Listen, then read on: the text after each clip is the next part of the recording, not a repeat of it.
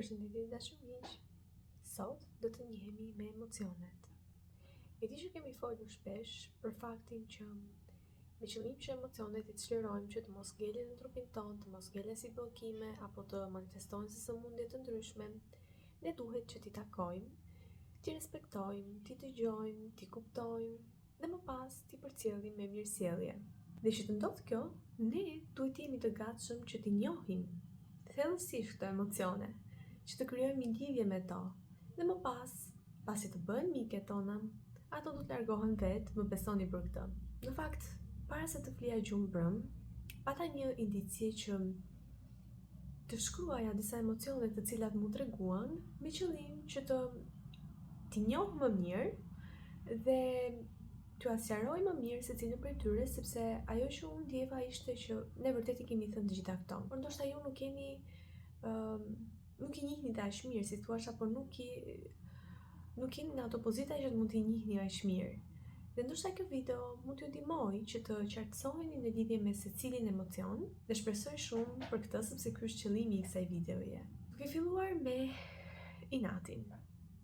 Është një energji me një qëllim specifik. Dhe kjo ndodh shpeshherë në momentin që po ta keni vënë re dhe të kujtoni situata të ndryshme që keni qenë të inatosur, në momentet kur cënohen kufit tuaj, në momentet kur paqja juaj prishet, në momentet kur ju ndjeni që dikush është duke vepruar padrejtisht ndaj jush. Në të gjitha këto skenar, ju ndiheni të inatosur. Dhe kjo, prandaj duhet ta bëj edhe këtë video. Shpeshherë ne tentojmë t'ja hedhim fajin, për shembull, vetë personit, individit apo situatës, ndërkohë që ne duhet të shkojmë tek rënjët e këtij problemi, që në fakt është fakti që ju ndoshta nuk i keni vendosur këto kufi aq mirë sa duhet.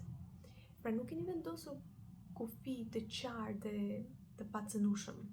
Mund ta keni lënë, keni parasysh si të vendosësh një derë, por ju keni vendosur një perde, apo i keni lënë derën pakës hapur, apo thjesht nuk e keni kyçur që ky person mund të hyjë lirisht, pa në kuptim metaforik që kufit tuaj nuk janë aq të fortë sa duhet, pra si themelet e një ndërtese, që të mund ta mbajnë të ndërtesë për një kohë më të gjatë në këmbë, pavarësisht erërave, pavarësisht tërmeteve, pavarësisht çdo gjëje.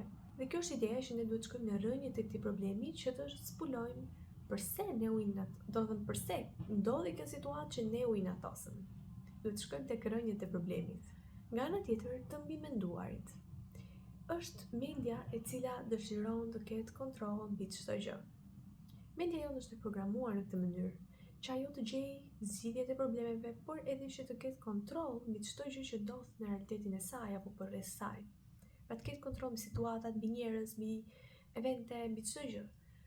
Por kjo nuk është e drejtë, sepse jo më kot ne fillojmë dhe mbimendojmë për shembull gjëra nga më të ndryshmet, sepse ne në fakt nuk e kemi në dorë për të tjerët. Në rregull, e zëm se mund të kemi në dorë për veten tonë, të krijojmë realitetin tonë, por nuk kemi në dorë që të diktojmë se si të tjerët duhet të veprojnë. Sa të që është e mundur, nuk është e drejtë. Nuk është as pak e drejtë që ne të diktojmë të tjerët se si të sillen me ne, se si të na flasin, se si të veprojnë. Është zgjedhja e tyre. Ne kemi kufit tanë, ne kemi personalitetin ton, karakterin ton, dhe të tjerët nëse ju pëlqen mund të interaktojnë me ne në këtë mënyrë. Në të kundërt, ne nuk i diktojmë që ata të detyrohen të bëjnë diçka për ne. Apo overthinking mund të shfaqet, apo të mbimenduarit mund të shfaqet në momentet që ne për shembull mendojmë që kemi thënë diçka më shumë se sa duhet, apo kemi thënë një gjë pa u menduar mirë. Dhe mendja që dëshiron të ketë kontroll, thotë dole jashtë skenarit, dole jashtë listës. Dhe kjo nuk është e drejtë, sepse fillojmë më pas dhe mendojmë, po sikur kisha thënë këtë, ndoshta ky person nuk do ishte mërzitur, apo ndoshta ai u mërzit që unë e thash këtë gjë, apo ndoshta unë turpërova që e thash këtë gjë, e të tjerë. Sado stërmunduese të jetë, unë e shoh një spektër shumë pozitiv këtë. Sepse edhe vetë kam vuajtur nga mbimendimi për shumë kohë, derisa zbulova këtë të sartë të çmuar që ne kemi bërë një video në fakt në lidhje me overthinking. Nëse nuk harroj do ta vendos linkun në këtë video. Dhe ka të bëjë me faktin që në këtë lloj bote tuajën, ju mendoni skenar të ndryshëm. Pra nëse unë do të kisha thënë këtë, do të kisha ndodhur kjo, dhe ky është argimi, dhe ky është rezultati. Por nëse do të kisha thënë këtë, do të kisha ndodhur kjo, dhe shkojmë në një rezultat tjetër. Dhe kjo më të ndodhë në shumë mënyra nga më të ndryshmet. Kjo tregon që ju keni akses në realitete paralele.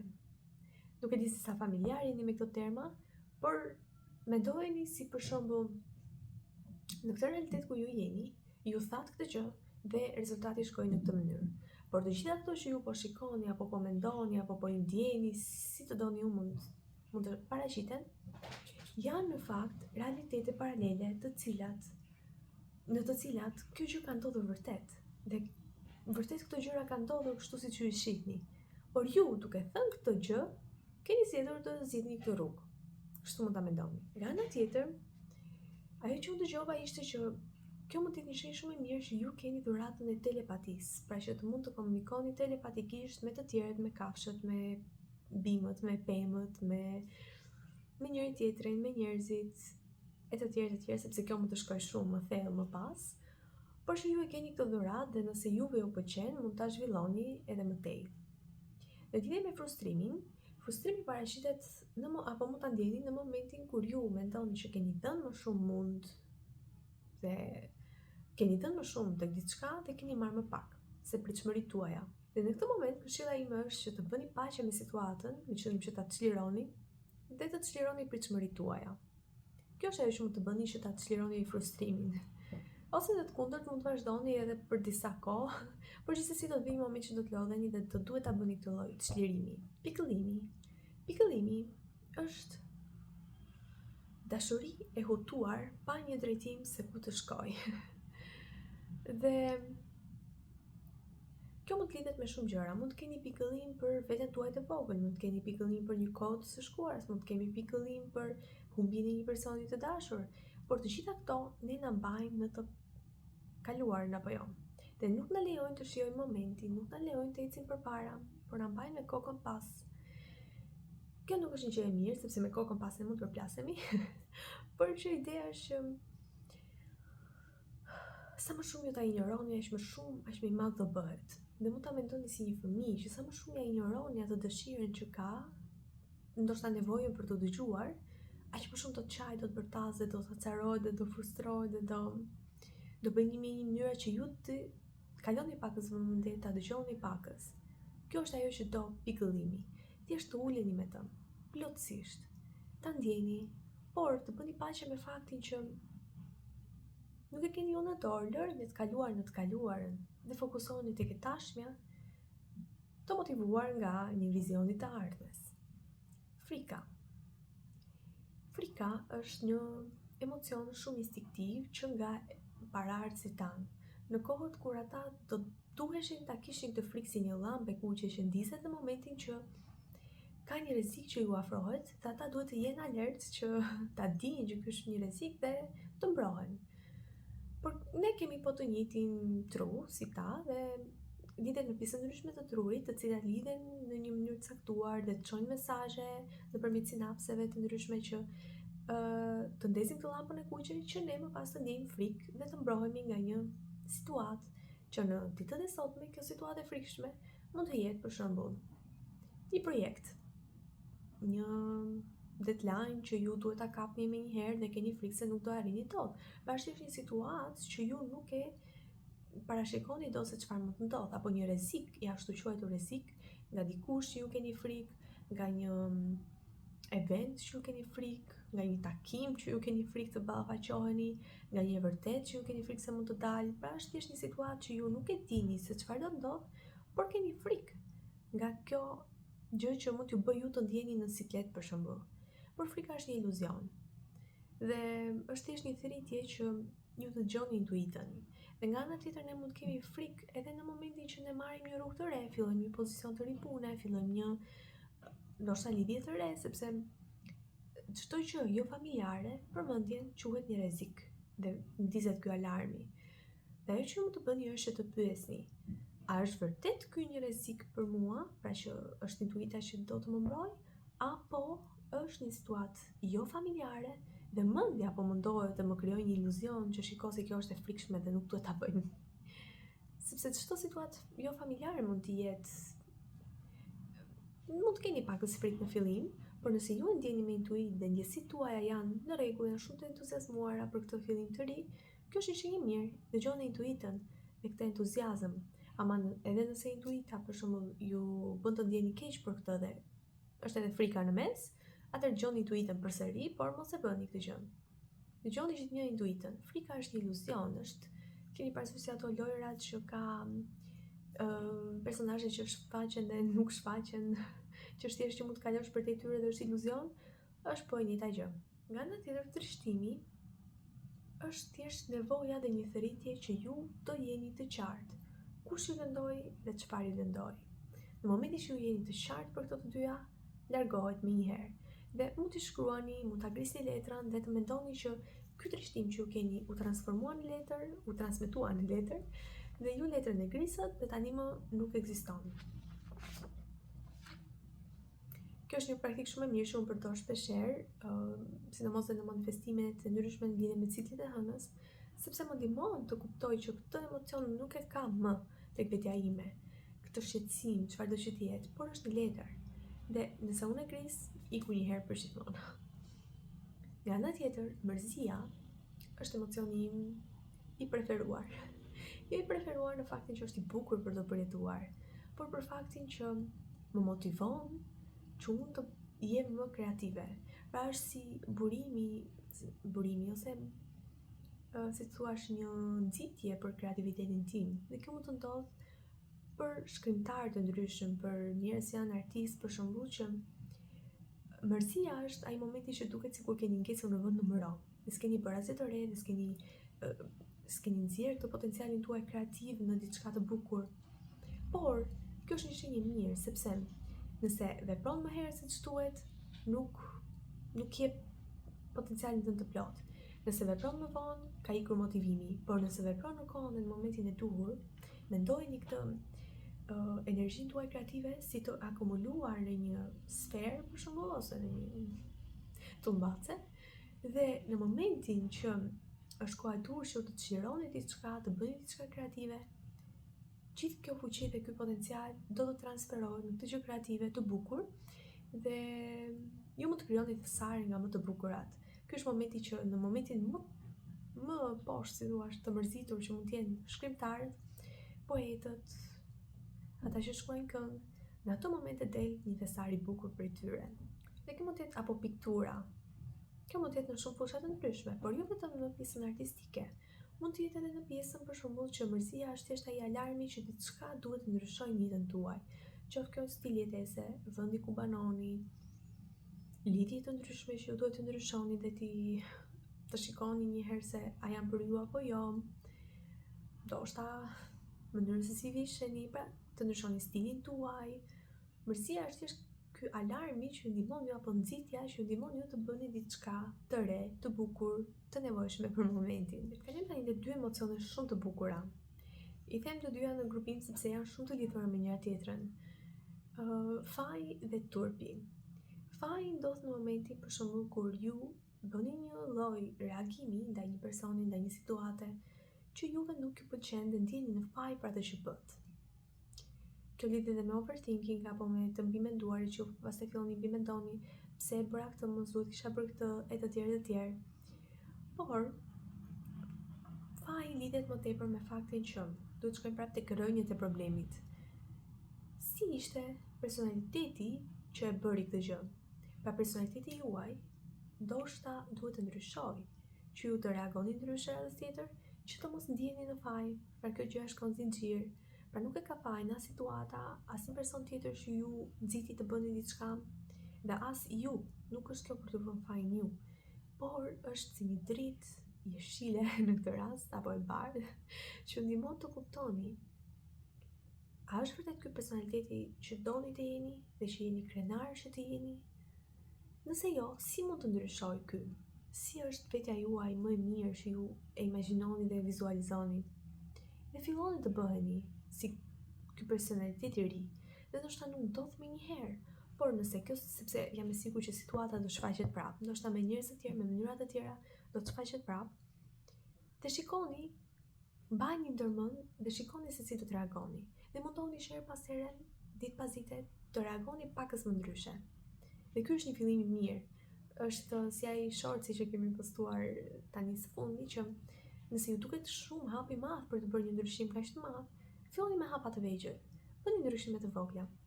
Ndoshta mos e thoni një fjalë, mund të thoni 3 fjalë, por nuk e thoni të fundit. Është një hap shumë i mirë sepse ju avash ngadalë po filloni të bëni personaliteti i ri. Dhe kjo mund të jetë ndryshme për këto, ka njerëz që mund ta ambientojnë më shpejt, ka njerëz që mund ta ambientojnë më avash. Nuk ka asnjë lloj problemi për këtë. Mjafton qëllimi juaj i mirë dhe dëshira juaj për të përmirësuar dhe për të qenë ky personalitet që ju dëshironi. Ndërkohë që turpi lidhet përsëri me personalitetin, por lidhet me faktin që i thash të dyja më duket, pra që jeni krenar me këtë personalitet të ri, sepse nëse keni turp do thotë që si jeni krenar, do thotë që keni bërë një gjë që ky personalitet i ri nuk do ta bënte. Dhe prandaj duhen ripar të dyja tek rrënjët e problemit. Në lidhje me shkëlqimin, shfaqet në momentet që ne, për shembull, realiteti jon nuk përputhet me pritshmëritë tona, me atë që ne donim të kishim në këto momente. Pra ne kemi parashikuar të kemi XX gjë, por ne nuk kemi, sepse ka shumë rrethana të tjera që ndërhyjnë në momentin që ne manifestojmë apo që ndodh kjo X gjë. Pra nuk është se kemi vetëm ne në dorë. Dhe ka të bëjë me jezet e të tjerëve, me situata dhe realitetet e të tjerëve. Prandaj kur ne manifestojmë, unë gjithnjë ju them që të mendoni për të mirën e të gjithëve dhe të çlironi pritshmëritë për kohën se kur, për rrugën se si, sepse kjo mund lidhet edhe me këtë fakt që ju mendoni, për shembull, ju e shikoni veten në një destinacion, por shikoni dhe rrugën se si të shkoni aty. Nga ana tjetër, universi shikon dhe thot, ose kjo energji universale, por kjo nuk është mënyra se si të shkosh te ky destinacion. Pra, e zëm po marr një shembull. Ju doni të shkoni në Durrës dhe ju mendoni një rrugë se si të shkoni aty. Por kjo rrugë ju çon në Sarandë dhe jo në Durrës. Dhe është një rrugë më e vështirë dhe më e gjatë për të shkuar përsëri në një vend bregdetar, por nuk është vendi juaj e para, dhe është rrugë më e gjatë e dyta dhe shumë bukur ju mund ta ndiqni atë rrugë. Por në kohën kur ju do të tuhet të arrini në Durrës, ju jeni ende rrugës sepse po shkoni në Sarandë.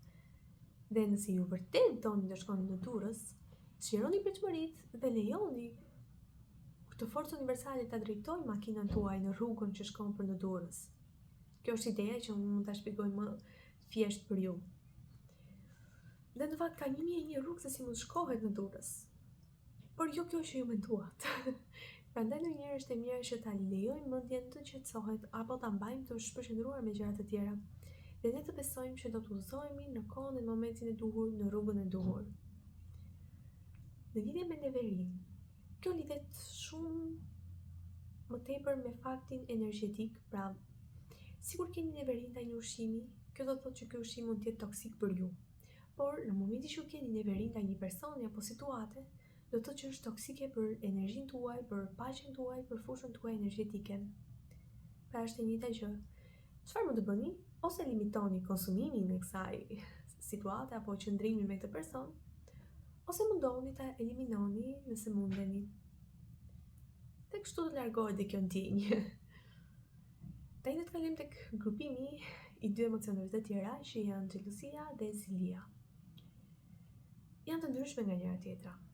Xhelozia lidhet me faktin që ne ndihemi xheloz për shembull për faktin që dikush tjetër mund të marrë diçka që ne kemi, qofshin këto resurse, të ardhura, famë, pozicionin e punës, apo partnerin e jetës, e të tjerë. Dhe në momentin që ne shikojmë diçka që mund të jetë, si të thuash, kërcënuese, në thonjza, ne fillojmë të ndihemi xheloz për faktin që mendoni që dikush mund ta marrë diçka të vyer që ju keni. Por më lejoni t'ju them që është një emocion shumë i kotë. Ne nuk kemi pse t'i mbajmë me zinxhir bekimet tona. Dhe për shembull një person që ne partnerin apo partneren nuk e mbajmë dot me zinxhir. Sepse fundja çeton në momentin që e mban të detyruar me ty. Ideja është që nëse dëshiron të largohet prej jush, mund ta lejoni, është i lirë apo e lirë që të largohet prej jush. Sepse kjo i ka rënjët, kjo ndjenjë të konfidenca juaj, të dini vlerën tuaj, të dini që Ju meritoni të mira, por nëse ky person nuk e shikon vlerën tuaj dhe shikon diçka tjetër më të vyer, nuk është në dorën tuaj. Gjithsecili ka shije të ndryshme, ka për shembull mendime të ndryshme për çfarë është e vyer apo jo për këtë person. Kështu që lejojeni të gjeni diçka të vyer për të, uroni më të mirën për të, por edhe për veten tuaj, sepse fundja çdo refuzim është për një arsye, për t'ju ridrejtuar ju dhe për t'ju lidhur me diçka më të mirë, dhe diçka që është e destinuar për ju. Nga ana tjetër, zilia lidhet me faktin që dikush mund të ndihet për shembull inferior dhe mund të mendojë që dikush nuk mund të arrijë diçka që ka dikush tjetër dhe kësaj ka zili për këtë.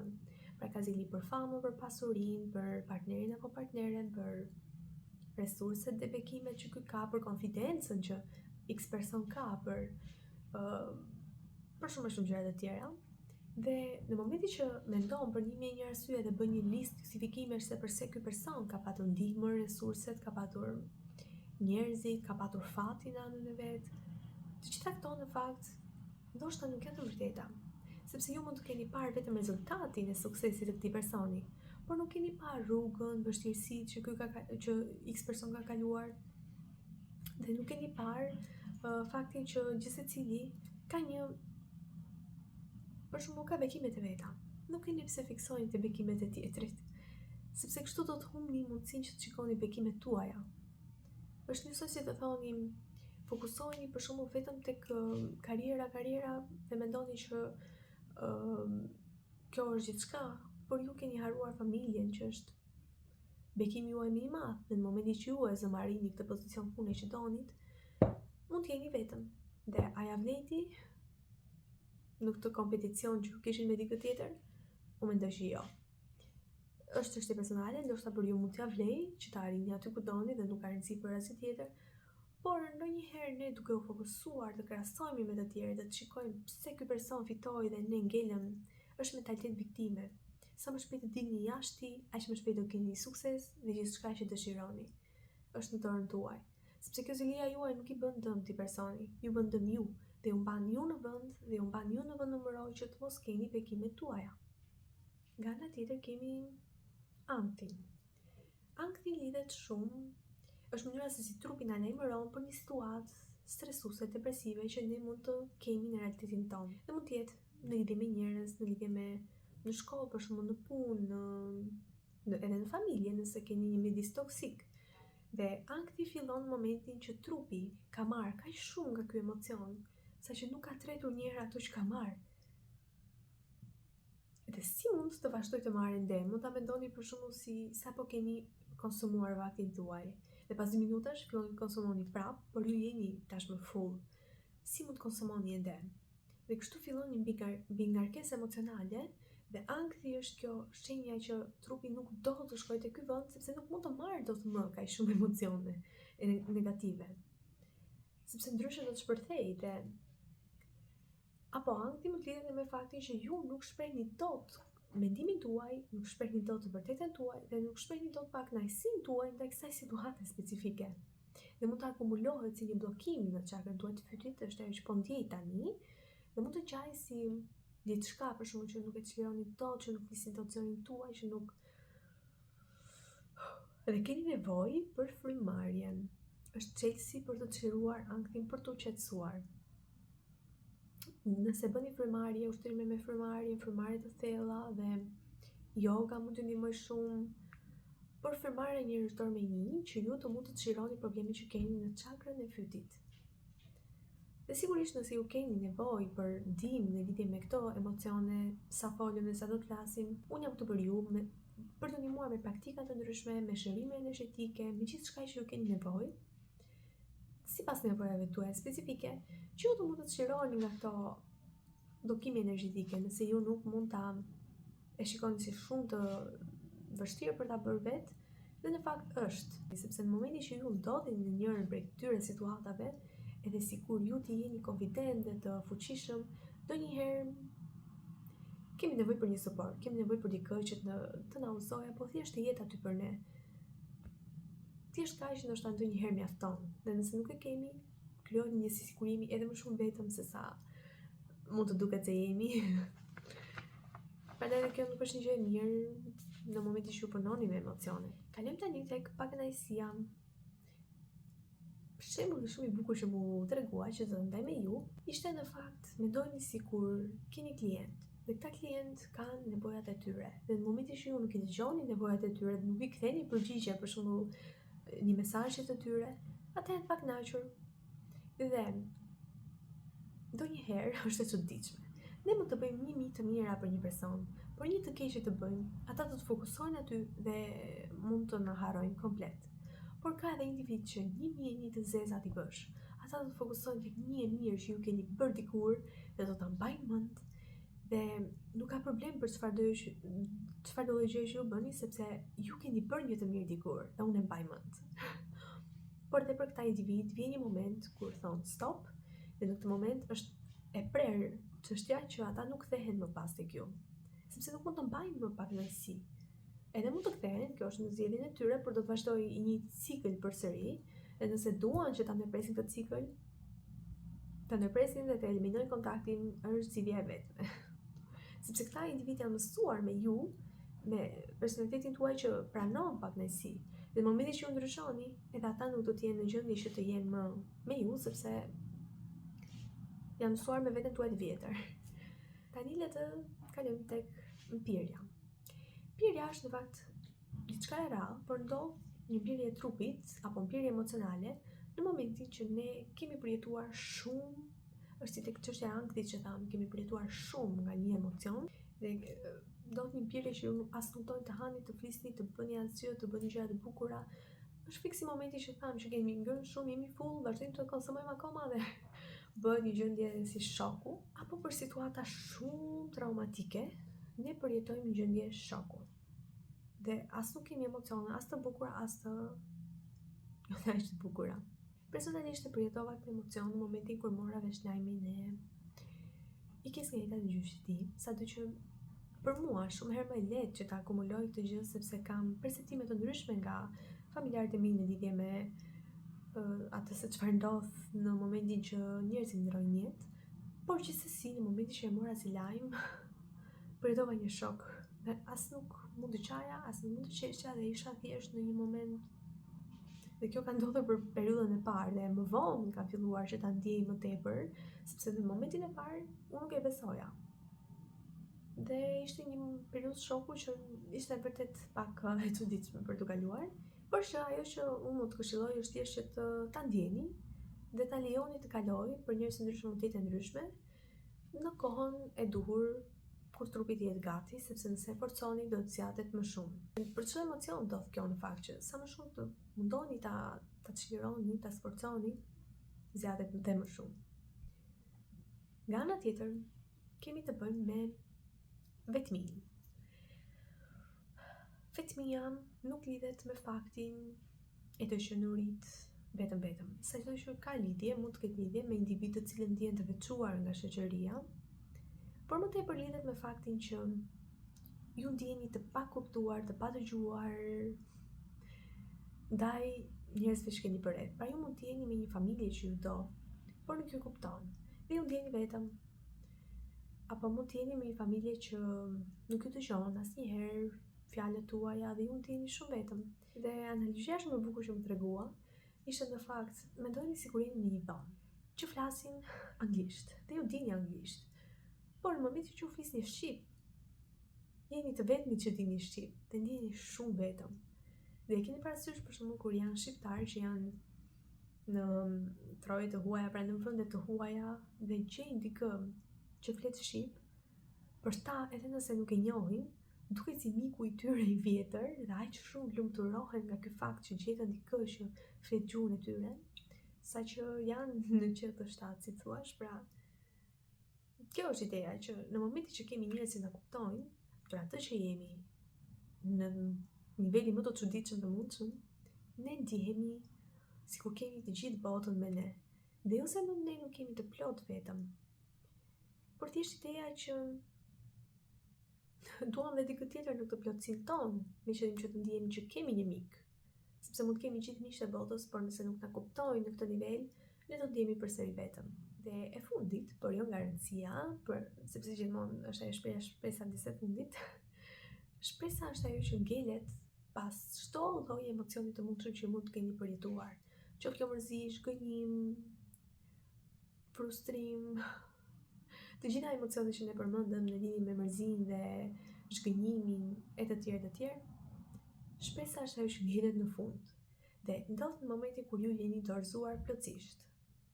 Pra keni hapur krahët dhe jeni tani më vetëm kjo shpresë ka ngelur e fundi dhe më pas nëse shuhet dhe ajo është fundi, si thuash, po ajo ngel sepse ajo nuk shuhet asnjëherë sepse fiks në këtë moment kur ju jeni të dorëzuar dhe ka ngelur vetëm shpresa, vjen gjithçka që ju dëshironi, manifestim, gjithçka që ju dëshironi në këtë moment.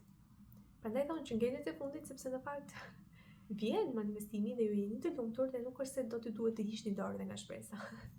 Kjo është ideja. Këto ishin emocionet që mua më treguan dhe mu sqaruan në këtë mënyrë që unë mund t'i ndaj me ju dhe të njihemi me to së bashku. Dhe doja shumë të njihesha me opinionin tuaj në komente, se çfarë mendoni për këto emocione, a i keni përjetuar dhe nëse jeni duke i përjetuar, duhet të dini që jam këtu për ju, me ju, si mikesha juaj, që të mundemi së bashku të çlirojmë të emocione dhe të ndihmojmë ju që të bëni një versionin më i mirë i vetes. Shumë faleminderit, shpresoj që këtë video t'ju keni ndihmuar, shihni një video tjetër, mirupafshim.